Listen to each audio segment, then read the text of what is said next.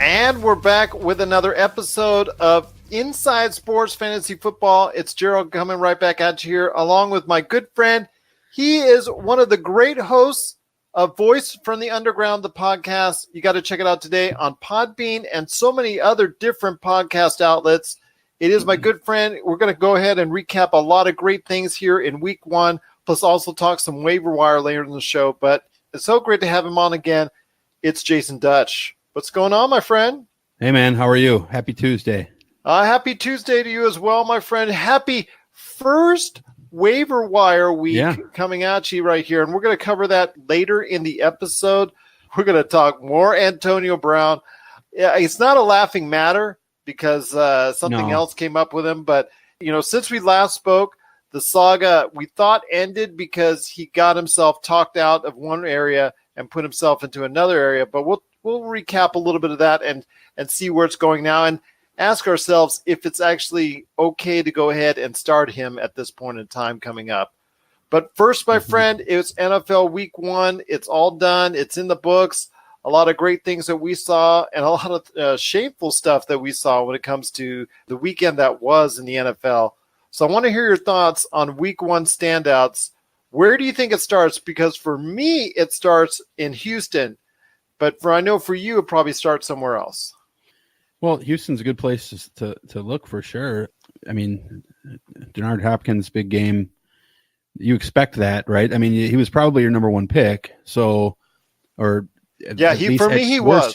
At worst, your number two pick if you had like an early snake pick, like maybe 11 or 12 or something like that. I can't. But for me, I will say this: for me, he was in my snake draft since I drafted 6 or I think 6, if I remember correctly.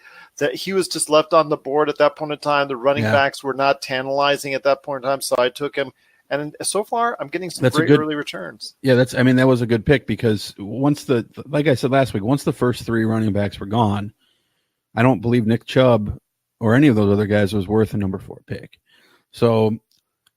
You kind of got to go wide receiver at that point, and then you were left with maybe Michael Thomas or him, depending on where you go. And you were happy with both of those this week. Michael Thomas had a big week as well.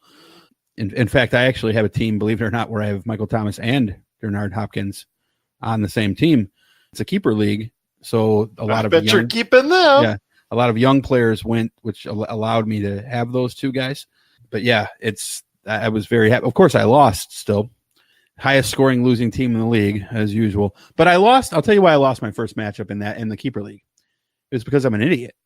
And I had to work on Thursday, and I didn't realize Trey Burton didn't start. So I had left Delaney Walker on my bench, and I lost by 2. Delaney Walker would have gave me a 18-point win. So that was one reason why I lost. But also the other reason why I lost, which is as a standout in a bad way, was I have my 2 quarterbacks who I think – for the year will be fine, but Jared Goff and Ben Roethlisberger did a total of jack zero. They were terrible.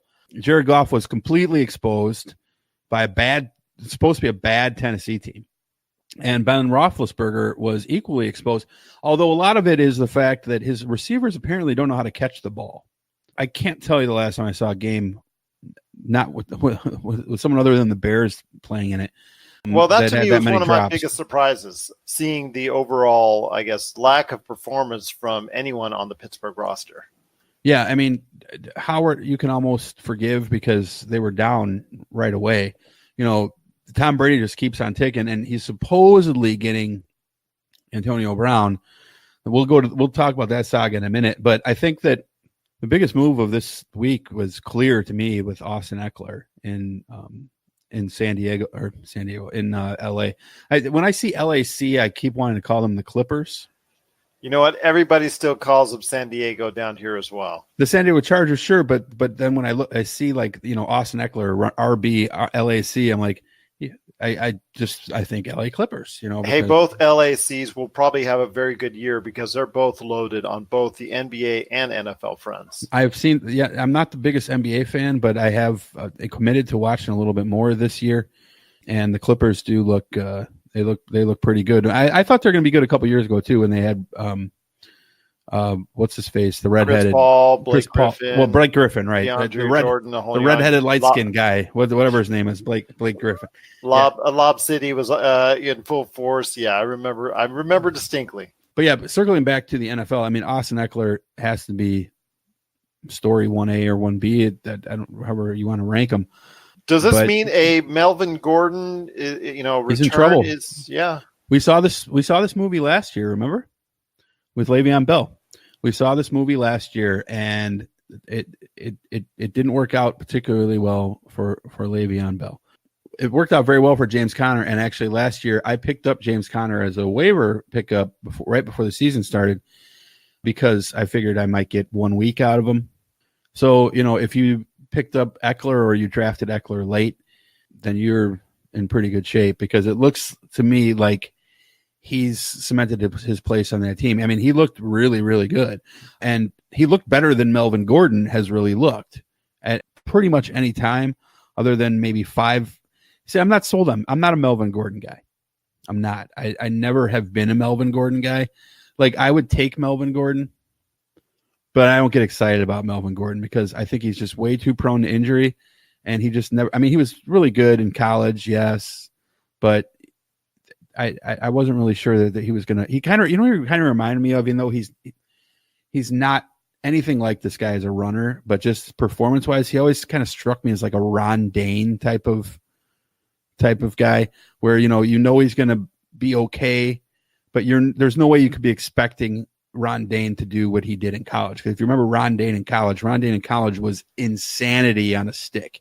But we had even anticipated him having so much usage at Wisconsin that we thought he might be already worn out by the time he got to the NFL. Yeah, and same, it came from the same place too. So, but that's the way I kind of looked at Melvin Gordon. Melvin Gordon's a better running back than Ron Dane was, but obviously not as powerful of a running back. He's smaller and doesn't weigh as much, probably a little bit quicker. But I still have never been really sold on Melvin Gordon. When I met Melvin Gordon, I actually have met Melvin Gordon. I was shocked at how tiny he is. He's not a very big guy. I'm not that big. I'm only barely 6 foot tall. And I just looked at this guy and I was like, this guy's an NFL running back. And like, I was there at Chargers training camp 2-3 years ago because my daughters, I think I mentioned last week, are cousins with Corey Davis of the Tennessee Titans, right? Their mom, my daughter's mom, is Corey Davis's first cousin. And back in 2016, Corey Davis's older brother was in training camp with the Chargers. And his brother actually broke all of Antonio Brown's records when he was at Central Michigan, and had a cup of coffee with the Bears as well. But when he was on the Chargers, he let us on he got us in a training camp to meet some of the players. I met Phillip Rivers, who's was probably going to go home and have his 17th kid that night. But Melvin Gordon, I just was like, when I saw him, and this was going to be his rookie year, I was like, man, no, this guy. So that's not probably the greatest reason in the world to not be a Melvin Gordon fan, but it so resonated with me that I have become not a Melvin Gordon fan. I've never picked him, and I really don't want him. So Austin Eckler, on the other hand, is one of those guys who, like I said, it reminds us of James Conner. It kind of reminds us of a couple years ago what happened with Devontae Freeman, where Devontae Freeman was supposed to not be the starter. In fact, he was almost on the outs in Atlanta, and Tevin Coleman was supposed to start. And then all of a sudden, Tevin Coleman had I think a bad hamstring that first game, and Devontae Freeman scores 3 touchdowns, and it's all on from there. So this happens every single year. So if you have a chance to pick up a waiver pickup of Eckler, which is probably a 50-50 chance. Gone. Yeah, well, if he wasn't drafted, then he would still be on waivers unless someone picked him up beforehand. But the odds are low. But if you did pick him up, yeah, you're looking in really good shape right now. And I would think you're going to get at least 3 weeks with him, because I don't think Melvin Gordon, when he comes back, is going to even if he came back next week, I highly doubt he'd get the lion's share. Yeah, absolutely. It's probably going to be not for a while before Melvin Gordon players that are out there that have him on their team are going to be able to see any type of residual effects, at least 3 to 4 weeks before you're going to see any type of that. I mean, he's not even back yet. So right now it's Austin Eckler. You're going to get a heavy dose of him. And if you're an Austin Eckler fan, or a Los Angeles Chargers fan, you're going to see a lot of him going forward in the future. But there are more great performances that we got to talk about. Sammy Watkins, almost 200 yards in receiving, 2 touchdowns, just an incredible day. Tyreek Hill is injured. Yeah. So I want to ask you, is Sammy Watkins still someone you want to go ahead and make sure he's a wide receiver 1 for you and a big-time play, at least for the short term going forward? If Sammy Watkins is your number 1 receiver, you got a bad fantasy football team. Or you could be running back heavy. You could be, but Sammy Watkins is another guy that I've never really cared too much for Sammy Watkins. I know when he was in Buffalo, he had some good games there, but like, again, to my eye, I'm not excited by Sammy Watkins. I view Sammy Watkins, in my view, people are more than free to disagree, as he's a WR3. I'm going to say right now, I'm going to have to move him higher because the fact that there is the Tyreek Hill injury, I think he becomes a higher priority for Patrick Mahomes. It's certainly in the short term, but they updated Tyreek Hill's injury today, and they said he'll probably miss a few weeks. Now, we don't know what that means. That means he could be back in week 4, or he could be back in week 9. Don't touch that dial. Wait, do people still use dials? Check out what's been going on with the Pop Culture Cosmos Show and the PCC Multiverse. I see the potential for basically like another Netflix kind of paradigm shift where here comes this other major player. They have a ton of resources. Apple could change the way that entertainment is consumed. They say it's the only time this year that you'll have stars from each brand battling each other, and we know it's not going to be the case, but they like to say that, and more power to them, I guess. Well, it's a big first step, bringing all those superheroes together. There were definitely some parts of the movie that I really enjoyed, and then there were some parts that I thought just kind of fell short of expectation. Part of it has to be something to do with how it's being promoted, and this is a thing where audiences do not agree with critics. That's the Pop Culture Cosmos Show. And the PCC Multiverse, every week on the Podcast Radio Network and Apple Podcasts. And over a dozen of your favorite streaming and podcasting options. We got a question from Contreras. Yes, we do. Yes, we do. And thank you so much for watching, and I appreciate so much you asking the questions. Absolutely. We love answering fantasy questions. So your thoughts on Montgomery. So go ahead, my friend. Are we talking about Montgomery, the running back from the Bears? I'm guessing that's who we're talking about. Yeah, now. I think so. So a disappointing guy this week. I started him over Damian Williams, and it cost me a win. So thank you for clarifying, Contreras XD. I think Montgomery's going to have a good year. I really do. I'm pretty high on him. I think I drafted him in one of my leagues as around the 45th pick. Because you're not sold on Trubisky being that big-time quarterback in a passing game that's going to be... No, not really. You still think they'll rely on the running game once again in Chicago? Yeah, I mean, I don't... And last week's game was weird. Like, that Thursday night game was just... I don't want to read too much into that. Especially it's hard to on Thursday games. As a Bears fan. But it's the Packers-Bears, right? It's like Cubs-Brewers or Cubs-Cardinals or Yankees-Red Sox. It's just such... You kind of got to throw everything out the window. I mean, you only got. Are you going to give up on Aaron Rodgers because you only got 12 or 14 points depending on your scoring system? No, nobody in that game had a good fantasy day. So now, depending on the other running backs that you have, maybe Montgomery, you might want to give him a couple weeks to sort of get his feet wet, so to speak. The only running back on the Bears that I think is going to be a no-brainer is Tariq Cohen, because I think Tariq Cohen they love to throw the ball to Tariq Cohen. He's, and even when Trey Burton comes back, I think Tariq Cohen is still going to have a really good year again with the Bears. And he's just so explosive, and he's such a good receiver. I think Montgomery is a good play for flex. He could be, again, it depends on who's on your team. I certainly wouldn't shy away against Denver. So there's no reason why he shouldn't have a pretty good game. He'll certainly do more than he did this week. It's just how much they're going to use Davis. The Davis thing kind of came out of left field 2 days before the game, like Tuesday, a week ago. Today, they came out and they said, "Hey, Davis is going to get a lot of carries this week." And I was like, "What the hell is this? What are we talking? Why is he going to get all these carries? So, I was all set on Montgomery. I had just taken him. And then I was like, I don't know if I should start him. And I didn't. I'd pull him out of my lineup. I should have. Thank you, Contreras XC, for subscribing as well. Truly appreciate it. Yes, thank you very much for subscribing. Definitely keep Montgomery around. If you want to tell me who your other running backs are, or what you're considering using him for, maybe as a flex against a wide receiver, you can feel free to put that in your comment as well, and I'll give you my humble opinion. Or you can go ahead at any point in time. You could let us know, isfantasyfootball@yahoo.com, or on social media, Voice from the Underground, the podcast for Jasen Dutch, or Pop Culture Cosmos, or Inside Sports for me as well. And, if he's asking him and you honor one of our other social media outlets, we'll be glad to go ahead and send it to him. Jason and I talk all the time on social media, so it's not a problem at all. Anywhere you guys and gals want to go ahead with your fantasy questions as well. We truly, truly appreciate it. But we know it. We'll go ahead with yours. Let's go ahead and finish Contreras XD right now. Singletary or Montgomery this week? Okay, assuming we're talking about Singletary from Buffalo, that's a tough one because they're like right next to each other in my rankings. I'm still going Montgomery personally. Who's Singletary going against this week? Let me double check this. They're playing the Giants. So, wow. Okay.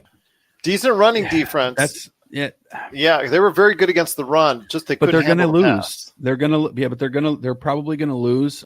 It's summer still, so you don't have to worry about the snow. So, but gosh, I admit to you, that is a really, really close one. I think you're going to be okay with both. I think you're probably looking at about that you're in standard scoring, and I would say you're looking at around 12 points, maybe 14 points with both of those guys. Though I do think that Singletary's ceiling is higher. My opinion is Singletary's ceiling is higher. You might have a higher floor with Montgomery, but Singletary's ceiling is certainly higher. I'll tell you why I'm saying what I'm saying. I could see Singletary with 30 plus points. There's no way that I see Montgomery with 30 plus points. There's too many other running backs in the backfield. But I could also see Singletary with 5. I don't see Montgomery with getting 5. I think he's going to end up around 12 or 14 points. Well, I can just give you my suggestion please. On that. That's a really tough one. That is a tough one, but I'm just going to tell you right now, I alluded to it a little bit, that the Giants, the only thing that they looked good at was against the run. They held Dallas very well on the run. They looked awful, completely awful against the pass, but they did handle the run pretty well. So, I think of the two, I'd probably go with Montgomery this week. But, it is good. Like you said, over the course of a season, I think it's going to be close. And Singletary, you're right, does have the higher pop potential as far as the big especially in that division, because the Jets suck and so do the Dolphins. So he's a PPR, so he's leaning towards Singletary, but he was also thinking about what Jacobs did in Denver. If it's PPR, then I would definitely say Singletary, because Montgomery's not going to catch too many passes. That's Tariq Owen's job. So the what did he say here? Jacobs did to Denver. So 2 touchdowns in your first week. Not bad, not shabby at all. But Jacobs is one of those rookies where he's not a surprise. We all kind of knew this was coming. It's very rare that running backs are taken that high to begin with. You don't believe it. Look at Mark Ingram, right? Look at what Mark Ingram did in college. He was just insanity in college. And he was taken, with the last pick of the first round, first pick of the second round, something like that. So it's this guy, they knew what they were getting in Oakland. Now they thought they were going to have different players on that team.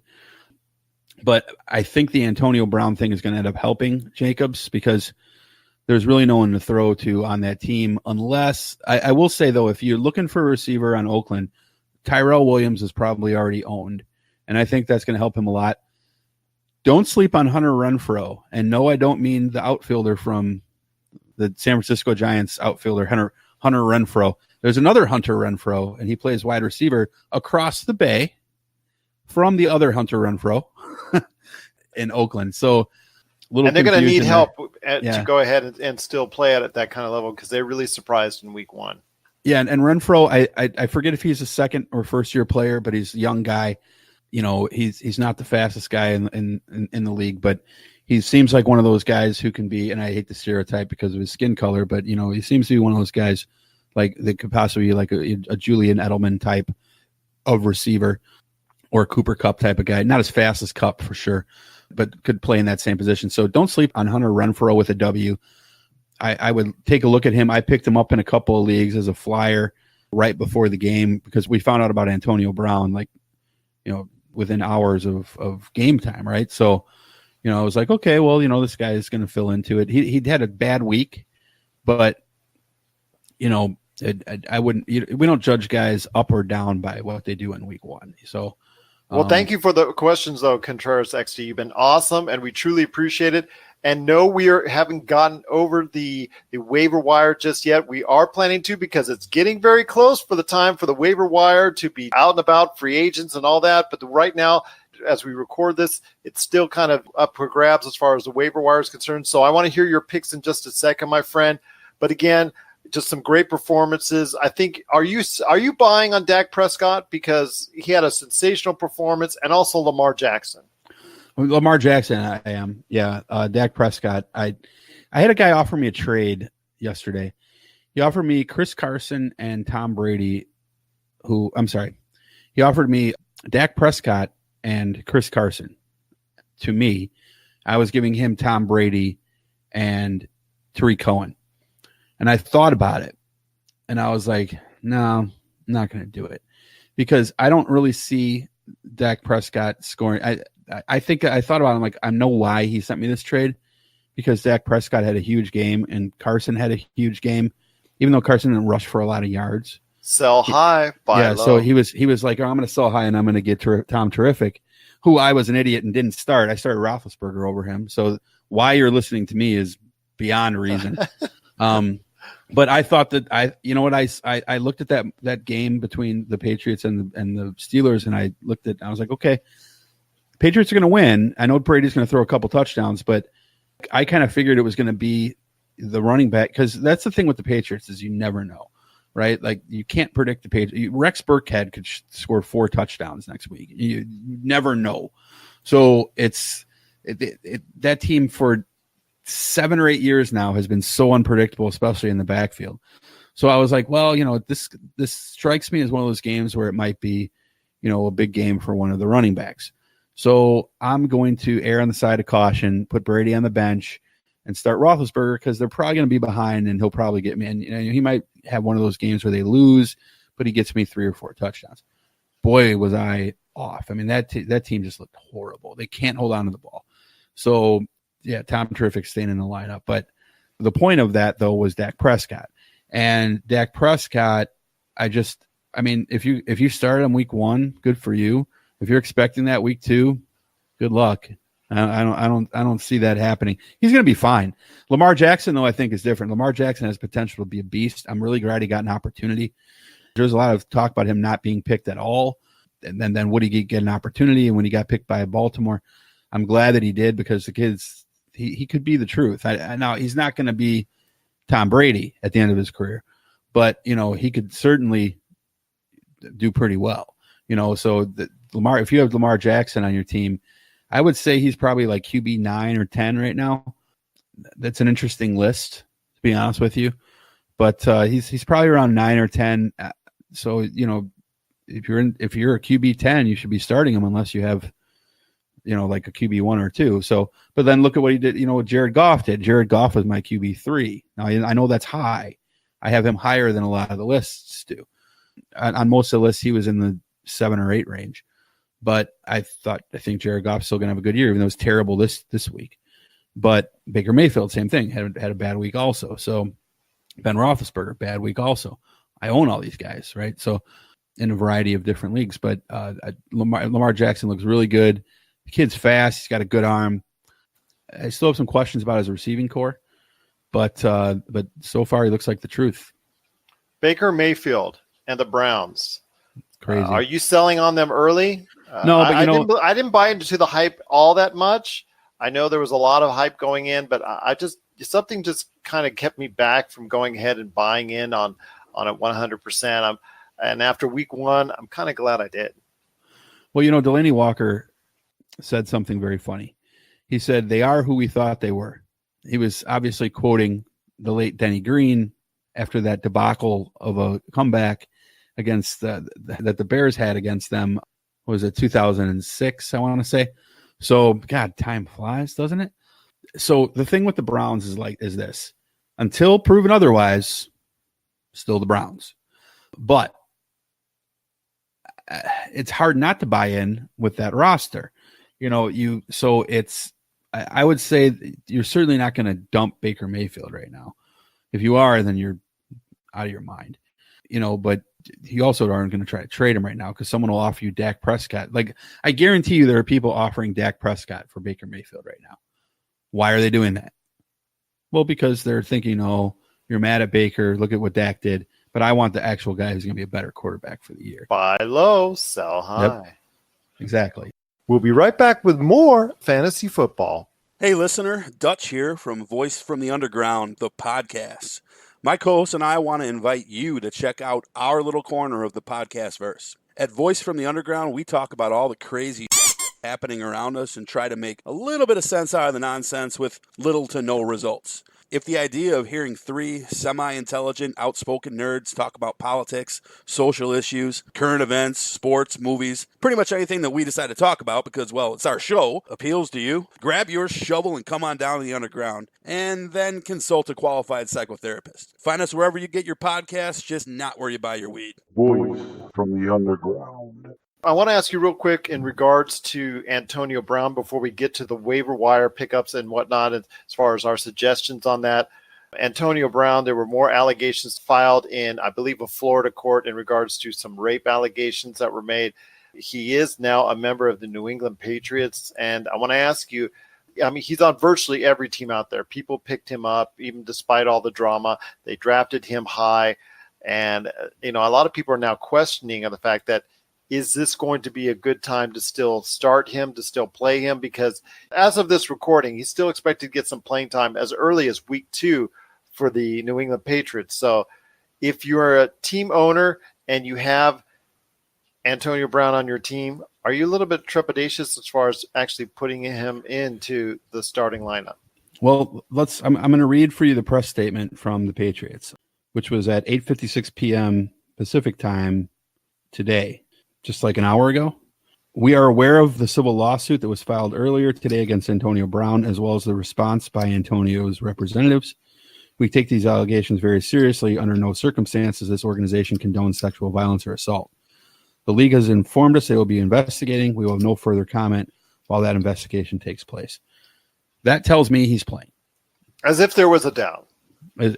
Right. Well, Kareem Hunt, he got cut right afterwards. So, it's you never know what's going to happen. The Patriots are a team that has historically taken on troubled guys, and in almost every case except for Chad Johnson, Ocho Cinco, it's worked. But I caution people. It's like, first of all, this is not a joke. This is, if the sexual misconduct is serious stuff. We talk about sexual misconduct on Voice from Underground all the time. I'm not going to go into that, but is that a reason to not start someone on your fantasy team? Well, I don't know. Is it worth it to you to possibly lose your matchup because of something that has nothing to do with you, because of a button on your phone? If your ethics and morals are that high, great. Mine aren't. And I say that fully aware. I'm not trying to take away from what happened. We have a guy in the White House who got 17 such accusations. So, but doesn't stop him from being president.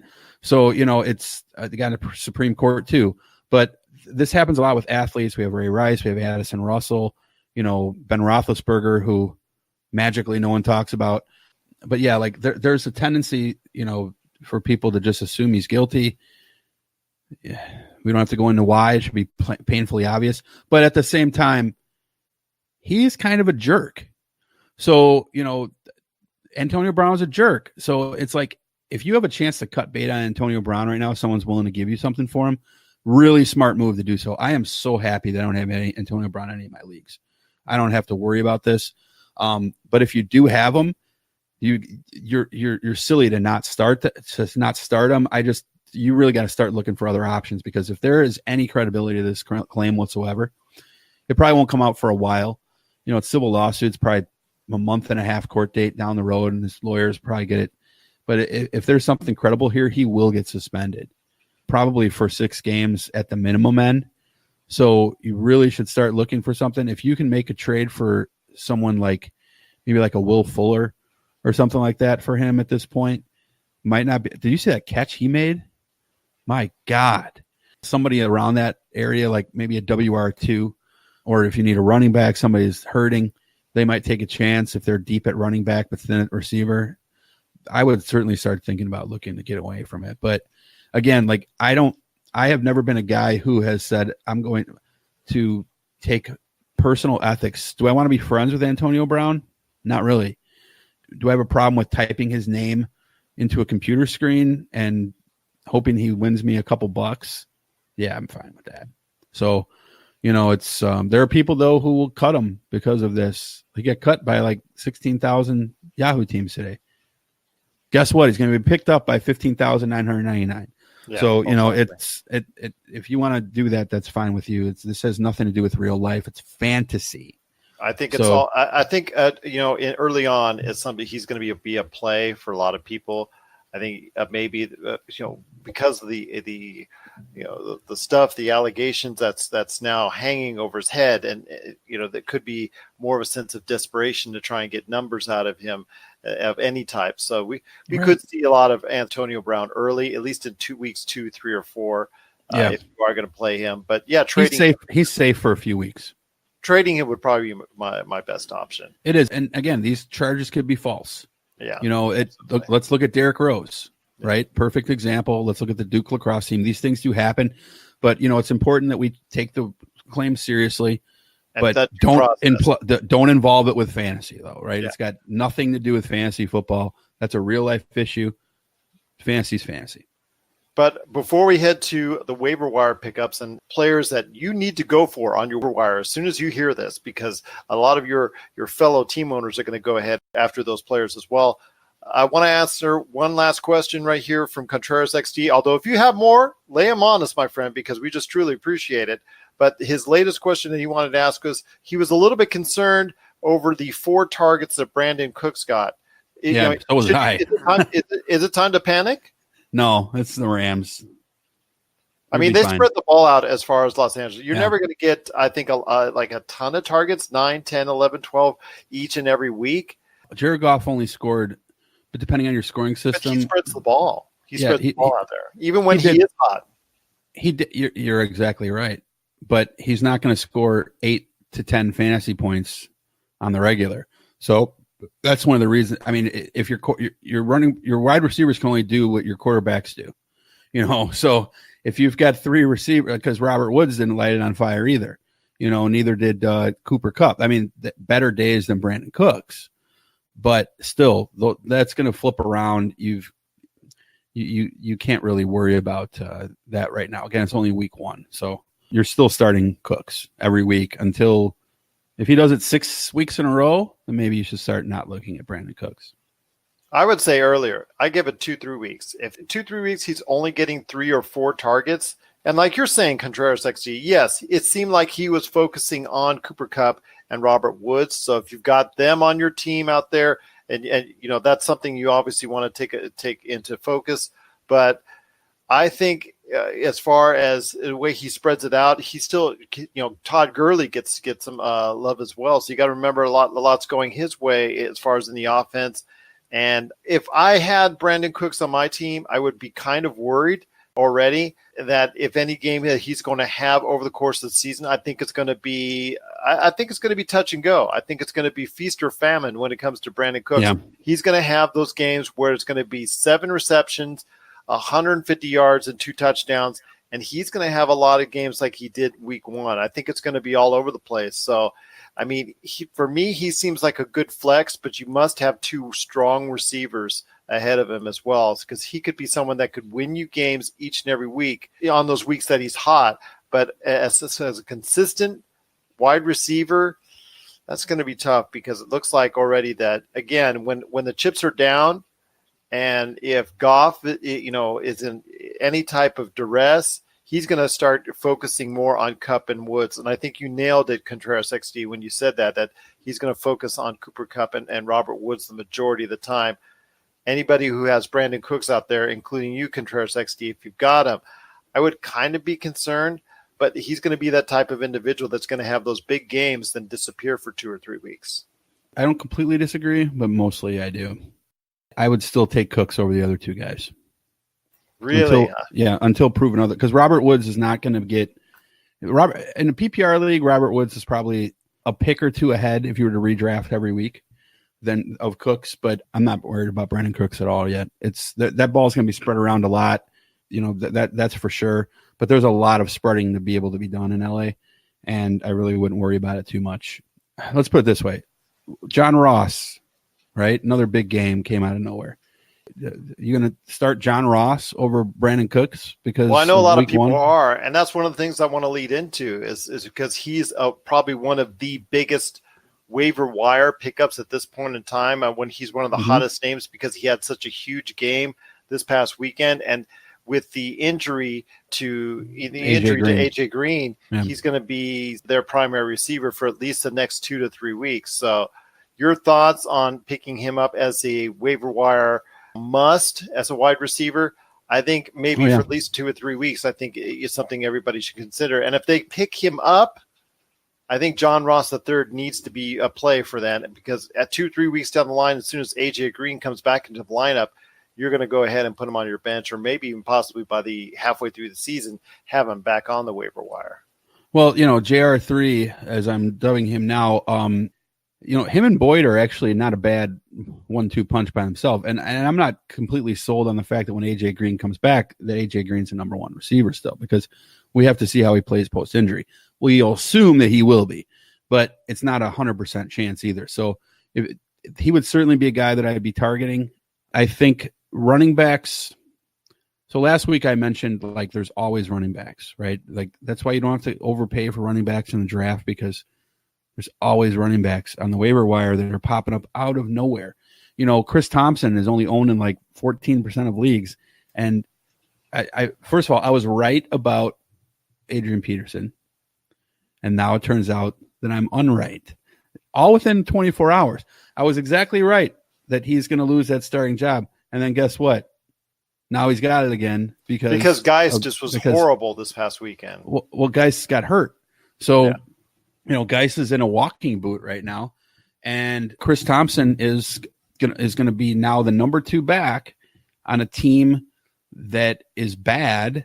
Not only should they have their name changed, but they're just a bad football team to be in general.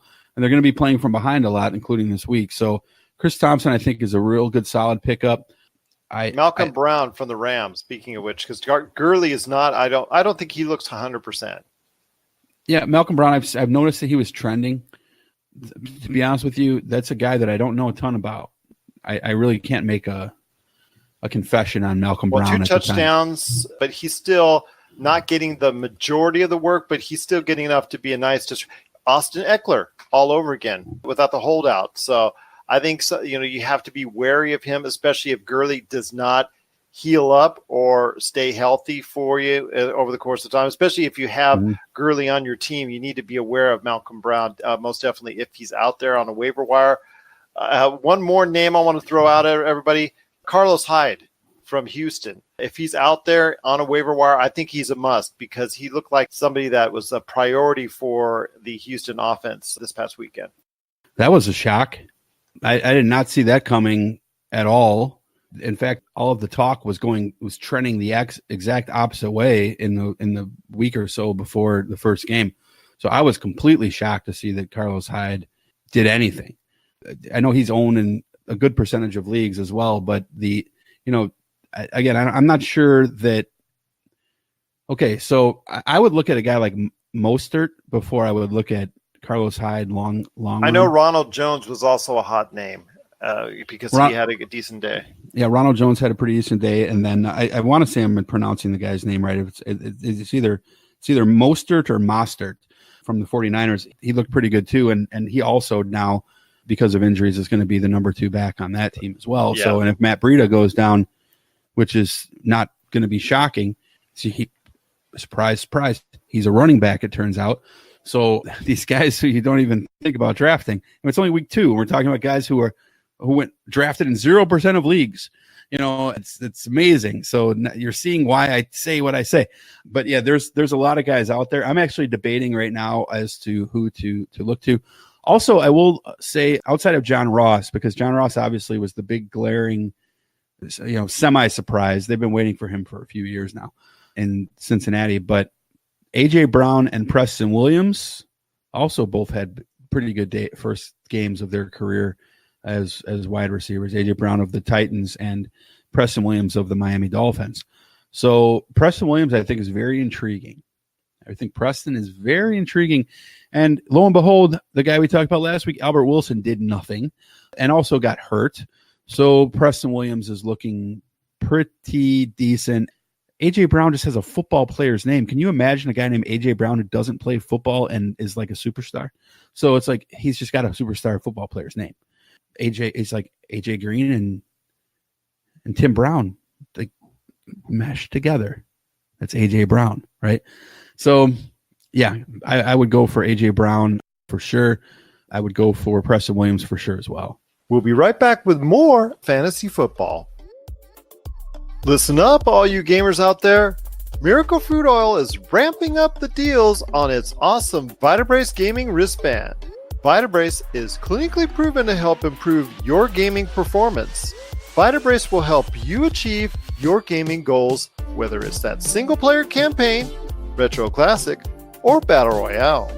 Head on over today to miraclefruitoil.com, and if you use the code Vitabrace50, you'll get half off on a Vitabrace gaming wristband, or use the code Buy One Get One, and it's buy one, get one free. That's right, just use the code Vitabrace50 or buy and the number 1, get and the number 1 today to get some great deals on some Vitabrace gaming wristbands. So check it out today at miraclefruitoil.com. Vitabrace, win with it. What about quarterbacks? Because there were several quarterbacks who are not on rosters, I can tell you right now, including someone that I think a lot of people have been looking for a long time to go ahead and finally break through, the potential of Matthew Stafford, who we've talked about ad nauseum over the past, 4 or 5 years now almost, about being that next great quarterback. And he just gives you that potential like once or twice every year to say, hey, you know what? I got to go ahead and make sure he's on my fantasy team, or I got to go ahead and start him. Well, he had another great weekend this past weekend. So I ask you, my friend, is Matthew Stafford, who is available on a lot of waiver wires out there, is he someone you need to pick up? And is he someone that feasibly could start for a team that didn't do so well this past weekend? Well, up until recently, he was the number 1 paid quarterback in the NFL. So they're paying him for a reason. He was the number 1 pick for a reason. Matt Stafford is a good quarterback. Matt Stafford has never been given the tools that he needs to be ultra successful. He's never had a super great offensive line as far as pass protection goes. They've gone into the season a few times expecting to have a top offensive line, especially like 3-4 years ago when they were like clear-cut favorites to win the NFC North division and didn't win it. But, I mean, again, like we said, the Browns are still the Browns. The Lions are still the Lions until proven otherwise. As a Cubs fan, I sympathize with the Browns and the Lions. I really do. But I absolutely would take Matt Stafford, especially because I think Galladay is just so good. And somebody's got to feed Galladay. And it just so happens that Matt Stafford is the hand that feeds Galladay, and they do have a pretty decent running back on that team as well. Not a lot of depth there. They don't have Golden Tate anymore. They don't have Calvin Johnson, probably the best receiver of pure natural talent ever. But yeah, the Galladay though is a stud. I really, really like Galladay, and the fact that they're going to be behind most of the time, it helps out Matt Stafford. So now, there's a lot of people who are rushing to pick up guys like Josh Allen. Go ahead, you're going to cut him in 2 weeks. So, well, I want to ask you this one last question on the waiver wire issues, and Dalton, by the way, too. Dalton. Yeah, well, that's what I want to ask you. If you had a choice right now, because I'll tell you what, for my league, there's a lot of available quarterbacks out there that did really well over the past weekend, but some of it could be fool's gold. So I want to ask you, are you buying on any of these names? Case Keenum, Marcus Mariota, Andy Dalton, or Josh Allen, like you said? Case Keenum's had so many shots, so many different places, and he's always been mediocre, so I'll pass. Josh Allen, maybe, because, I mean, he's still younger, right? Is this his third year? Am I missing something here? I believe it's third. Yeah, so, I mean, that's certainly possible that he takes the next step. He's got a good running back now. We talked about him earlier with Singletary. It's possible with Josh Allen. I cannot believe what I saw to Andy Dalton. I also cannot believe that that's going to be normal. So I certainly would not. You will not see me taking Andy Dalton. We know Andy Dalton. He is who we thought he was. To use that line again. Second year by the way, for Josh Allen. For Josh Allen, yeah. So I mean, so Josh Allen's certainly a guy that you can look at, especially if you're in a dynasty or keeper league. That he's probably not available, but I would certainly look at Josh Allen as somebody who could make that big leap in the second year. Of all the guys that are out there, I'm just looking at some of the lists now. Darnold is useless. Fitzpatrick's useless. Keenum, I think, is useless. The one guy who is questionable, who's on a lot of waiver wires, is Marcus Mariota. So I mentioned before, Marcus Mariota throws to my daughter's cousin, so I want him to do well. But I just don't. I mean, I wasn't that sold on Marcus Mariota out of college. It wasn't sexy to me for some reason, sort of like Melvin Gordon. I don't really have a lot to base that on, but I just never liked him. But then we've seen what happened in his career, and he's been a bad quarterback. I don't know what the hell happened in that game. I mean, that game, when I think that I had on my confidence pool, I had Cleveland at number 11. Now, maybe I bought into the hype too much, but Tennessee's not a good football team. So could Mariota get you some garbage points? Sure. But is he going to win you you have to ask yourself, who's going to be the better chance if you definitely need a quarterback, which at this point, I don't know why you would need a quarterback this early because nobody got hurt this week. I'm guessing you're picking him up as a speculative pick. Maybe you have Dak or Lamar and you're not super sold yet. So you're like, maybe one of these guys might be better in a few weeks. And you may very well be right. I just don't think it's Andy Dalton, and I don't think it's Marcus Mariota. Allen, on the other hand, what's the worst that could happen? Cut him, So I would lean towards Allen. I'm going to disagree with you slightly on that. Josh Allen has the potential, but I'm going to go with Andy Dalton. The reason why he's going to throw more, he's going to get more attempts. He does have better receivers. He does have better receivers, and he's going to get a lot of volume. If you're into volume, you're going to get a lot from him. I mean, he threw for over 400 yards this past weekend. Threw for 3 touchdowns, did fumble twice, so that's kind of concerning to me. And you're probably going to see some interceptions from him over the course of time.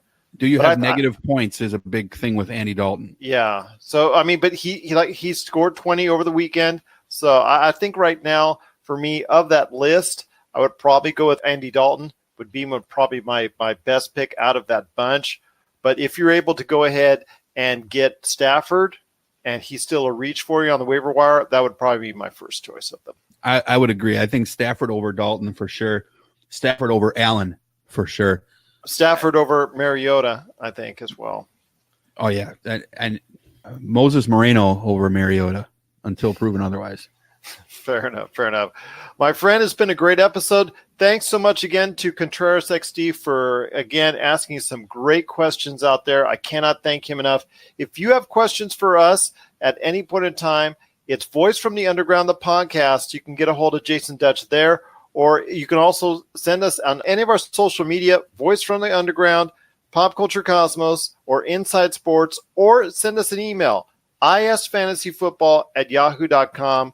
And I'll tell you what, before we hand it out, you got to share with everybody out there why they got to hang out with VFU, the podcast, and give that a listen. Well, don't listen to the show we posted yesterday because the audio got screwed up. But what about the week before with a certain individual? Week before we had this super dude on, what's his name? Jerry Glassold? Oh, Gerald Glassford. Yes, and we always have a lot of fun when we have you on. So Voice from the Underground is a juxtaposition of politics and pop culture. We talk a lot about the centrist political issues, what's going on with Trump and, his firing of John Bolton and all that type of stuff. You can hear about that. There are some perspectives on it. We talk about race, relations, social issues. And we also talk a lot about like Marvel movies. And we kind of try to push those together. And they're not like the most pushable, togetherable things. But we try to do that anyway. And it results in a terrible podcast that you should totally listen to. So if you want to email me directly, you can do so. vfupodcast@gmail.com.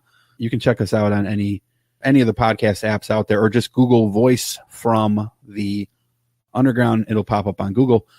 Second best podcast in the world, next to the Pop Culture Cosmos. Well, again, for us, it's the Pop Culture Cosmos. You want to check out that channel. Well, we're on over 30 different podcast apps as well. For each week, we do shows Monday and Friday covering the latest news and trends in pop culture. But for us right here at Inside Sports Fantasy Football, it's all over the place. And the shows with Jasen also I send over to him. So if he'll be able to go ahead and pop it on Voice from the Underground. We also throw them up later on Pop Culture Cosmos channel. But for the first run, it'll either be on Inside Sports or the Inside Sports Fantasy Football channel right on Anchor. So if you really want to get the latest and greatest of our shows right when it happens, check us out on Inside Sports Fantasy Football on Anchor. My friend, it's been awesome talking to you. Another great week coming up ahead. Are you up for next week? Why not? I should be here next week. Next week's softball week for me. So after softball, I'm all yours, honey. All right. Sounds good. Sounds good. So a late night for us indeed. Next week, we'll be talking about week 2 in the NFL. Later on this week, I'm scheduled to go ahead and have Chris Sardieri from Inside Sports to get you prepped for week 3 in the NFL. We're going to go over it extensively as we can on that show. So looking forward to that. We're going to try and tape it on Thursday, so it'll be ready to play for you on Friday. So definitely looking forward to that as well. My friend, it's just been awesome to have you on the show once again. Looking forward to next week. Thank you for everybody that was watching out there, including Contreras XD. Just so glad to have everybody listening and watching us right here at Inside Sports Fantasy Football. Laters.